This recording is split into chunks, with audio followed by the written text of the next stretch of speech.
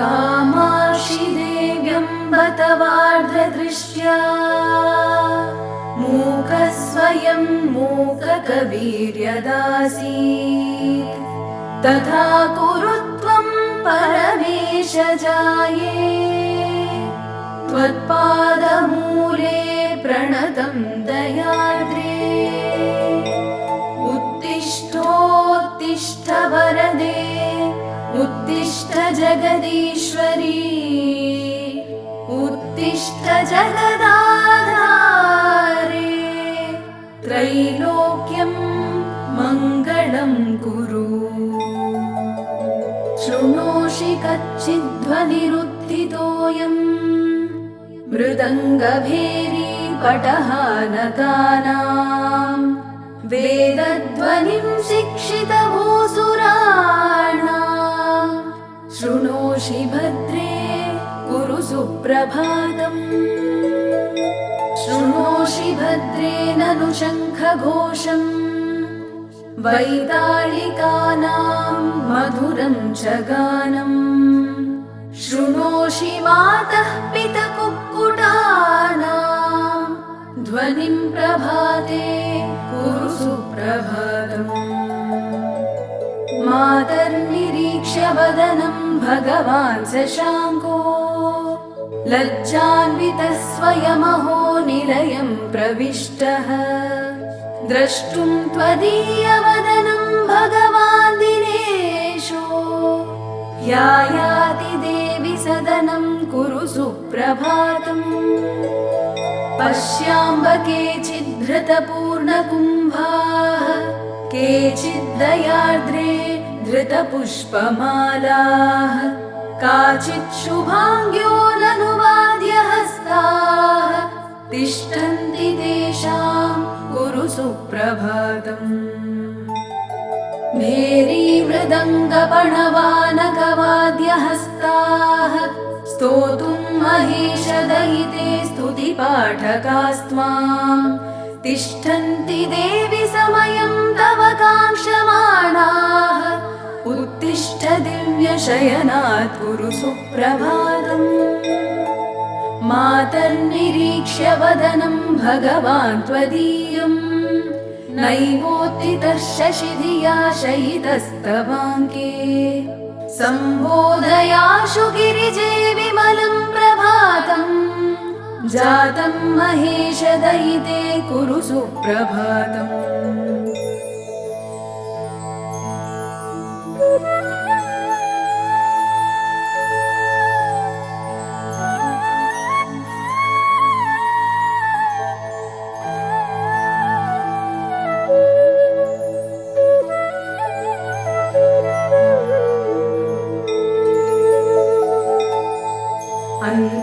अन्तश्चरण्यास्तव भूषणानां झल् झल् ध्वनिं नूपुरकङ्कणानां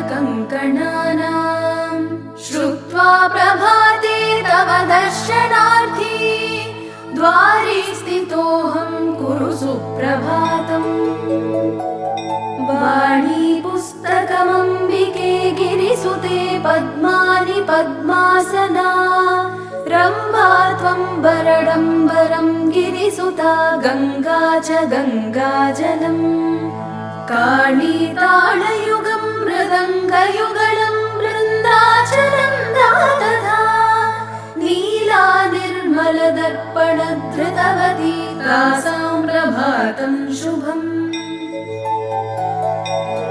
उत्थाय देवि शयनात् भगवान् पुरारिः स्नातुं प्रयाति गिरिजे सुरलोकनद्यां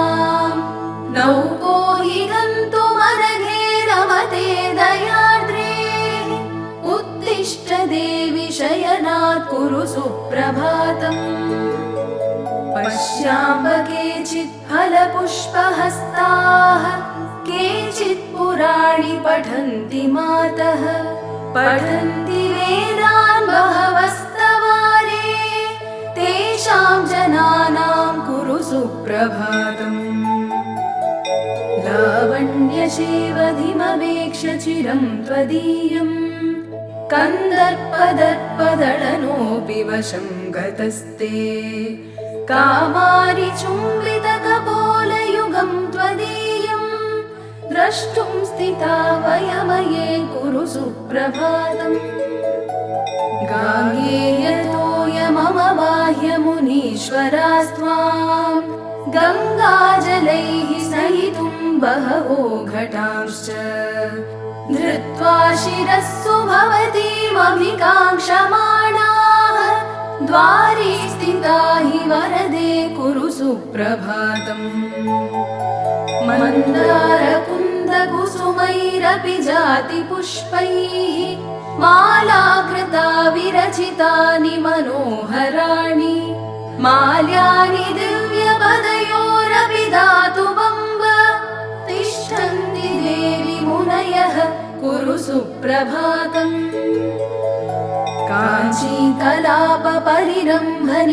काञ्चीकलापपरिरम्भनितम्बबिम्बाम्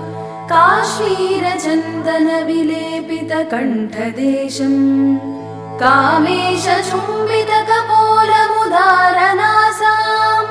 द्रष्टुं स्थिता वयमये कुरु सुप्रभातम् मन्दस्मितं विमलचारु विशालनेत्रम् कण्ठस्थलं कमलकोमलगर्भगौरम् चक्राङ्कितं च युगलं पदयोर्मृगाक्षी द्रष्टुं स्थिताः वयमये कुरु सुप्रभातम् मन्दस्मितं त्रिपुरनाशकरं पुरारेः कामेश्वर प्रणयकोपहरं स्थितं ते मन्दस्मितं विपुलहासमवेक्षितुं ते मातस्थिताः वयमये कुरु सुप्रभातम् माता शिशूनां परिरक्षणार्थं न चैव निद्रावशमेति लोके माता त्रयाणां जगतां गतिस्त्वं सदा विनिद्रा कुरु सुप्रभातम् मातर्मुरारि कमलासनवन्दिताङ्ग्याः हृद्यानि दिव्यमधुराणि मनोहराणि श्रोतुं तवाम्बवचनानि शुभप्रदानि द्वारि स्थिता वयमये कुरु सुप्रभातम्